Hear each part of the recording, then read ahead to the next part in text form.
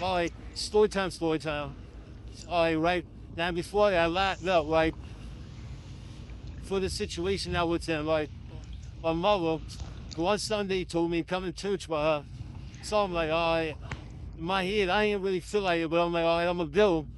Well, I get to church, and he had the service and stuff.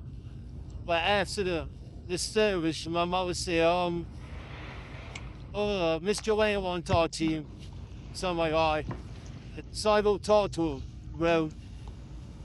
And what this lady told me, bro, that shit scared me, bro, you hear me? That shit scared me. She's saying, whatever you're doing, you need to stop. She say, God won't sit you down for a minute. You won't come home, but God won't sit you down for a minute. You gotta give God your attention. Something like, alright. Something like, alright. I'm like, damn, what's she talking about?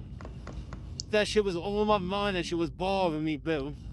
So Monday come, I go to work. I'm working all that week, Monday through Friday. Friday come out, get paid. So I'm ready, you know, not Ray, I did. I took my baby mother and the kids to get their nails and shit done. Took them shopping and shit, get their nails and shit done. When I get back home that Friday, we get in the house, everything cool. We get a knock on the motherfucking door. It's the fucking police. Two. So I'm like, what the fuck? Why, I know why they came. I know what they there for. You get what I'm saying? But the shit was wild because she told me that. Hey, God won't bring you home. He won't sit you down, but God won't bring you home. Well, she told me that on a Sunday, bro. That Friday I was locked up. You know, that Friday I was locked up, bro. That right there, from the jump, boy, I knew God was real right there. I knew God was real. But when I got locked up, boy, that's when everything, boy, that's when everything happened.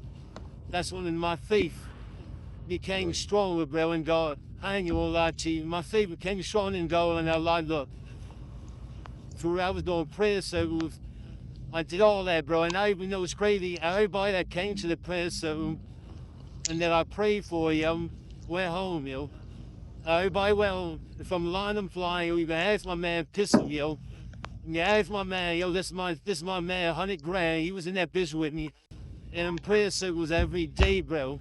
Everybody I prayed for went home, bro, and that shit was crazy to me. But one night, right, which was probably like 2 days before I'm ready to start trial, I hear a whisper in my ear, bro. Like, be still and know that I'm God, bro. And that shit was loud as fuck. Boy, with nobody in my cell but just me and myself, buddy, bro. That is as quiet as shit on the tier. So I wake up and say, yo, you yell in my ear, bro. Like, nah, man, what the hell you talking about? Like, nah, man, what the hell you talking about? So I'm like, all right. So I go back to sleep, and I wake back up. That shit was on my mind so much, bro. I called my mother. But right, tell me why, right? The day I start trial, I come back from trial. I called my mother. We told my we are having the first date. While we talking, bro, the phone shut off. Boom. I ain't talked to my mother. I ain't talked to nobody. I ain't talked to my mother the whole week I was in trial, yo. The day I beat the trial, the day I beat the shit and got in that guilty shit, but the phones come back on. You can't tell me, bro, that God ain't real, bro. You can't tell me God ain't real. I really, yo, that's when my faith got strong in God, yo. That's when I knew God was real. And can't nobody tell me, I don't care who you is. You can say what you want to say. I know that man real, bro. Pretty. That's my testimony, bro. I tell you, I got so many stories, bro. So I had a crazy life, bro.